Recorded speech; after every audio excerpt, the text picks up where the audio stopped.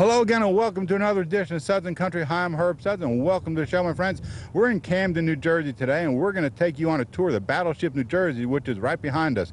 And I happen to have Elizabeth with me. Thanks, Herb, for having me again. And I have Pauline. As always, it's a pleasure, Herb. Thank you for being here. And right between us, we have Hope. And Hope is going to tell us all about the Battleship New Jersey and what we expect to see on this edition of Suds and Country.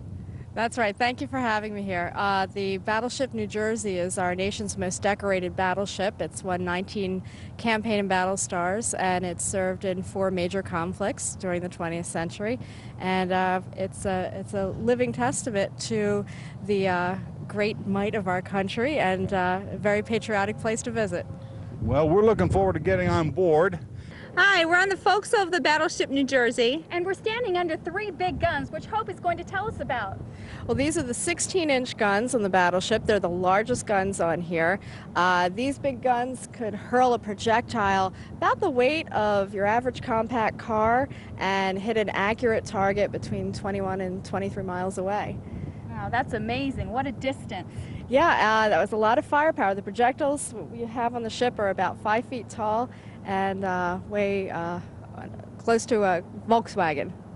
Well, my favorite time of the day is when it's time to eat, and we happen to be in the Wardroom, which happens to be a dining room for the officers. And Hope's going to give us some very interesting information about the Wardroom.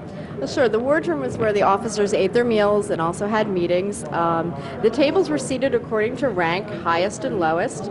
And the meals here were not free, actually. You had to pay your own way when you were an officer. The meals actually cost about $1.50 a day, and they paid up at the end of the month when they got their paychecks.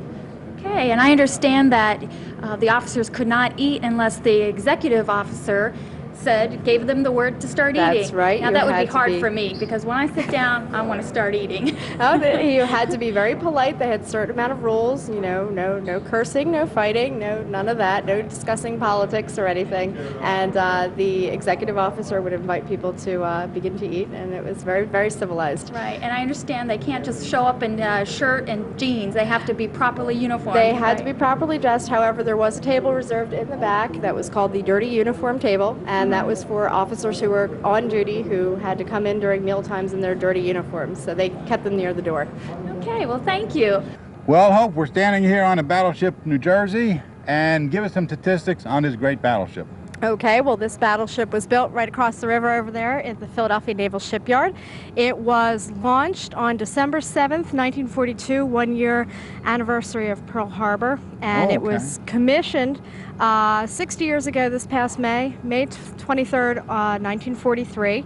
What about Thomas Edison's daughter-in-law? Yes, she actually sponsored the ship. Her husband was the governor of New Jersey at the time, and she is the one who actually launched the battleship and broke the bottle of champagne to get it in the river. As a matter of fact, when they launched it, they had underestimated the power of the New Jersey, and when it was launched, it kind of tapped the New Jersey side. So they said it kissed New Jersey on the day that it was launched.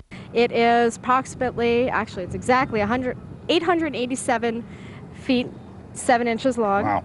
And it's 108.1 feet wide, which is just shy of the clearance for the Panama Canal. I know, the Panama Canal is 110. Yes. So when it went through the Panama Canal, it had less than a foot clearance on each side, and it was quite a navigational feat getting it through there. You're not supposed to scratch those. No, you're not. I know, I remember that. I remember doing it.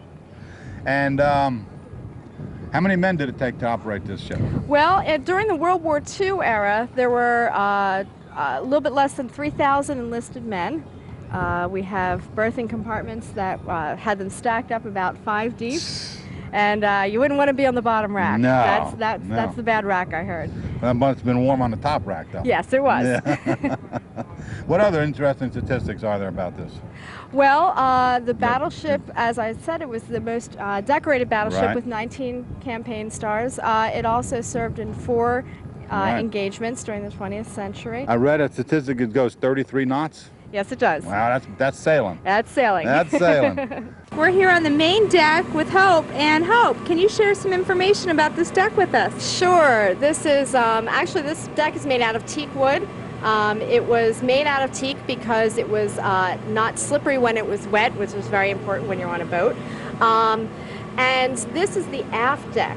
This is the side that the enlisted men would come on, and they would never go up to the front of the ship. They would come on the back of the ship, the aft. And also it's important to have wood on the deck because this battleship was in Southeast Asia a lot during its first and second and third commissionings, and it would get very hot. So there were berths underneath. The sailors slept underneath the deck. If it was a metal deck, they would be cooking under there. So it was a way to keep cool. Good insulation, kept it cool, yes. Okay. Well, my friends, we're wrapping up this edition of Southern Country on the Big J. Behind us is the skyline of Philadelphia. We're in Camden, New Jersey, and thank you very much for being here, Elizabeth. Thanks. I had fun touring the Big J, and it's awfully windy up here on the main deck. Oh my God, we're just hanging on to our bonnets. You know that, Pauline? Yes, we are. And I'd like to take an opportunity to thank our men and women who serve in our armed forces to ensure our freedom and protect us. I think we should say amen to all the servicemen that are protecting us now. That's right. Until next time, keep it Southern Country. Bye-bye. Bye.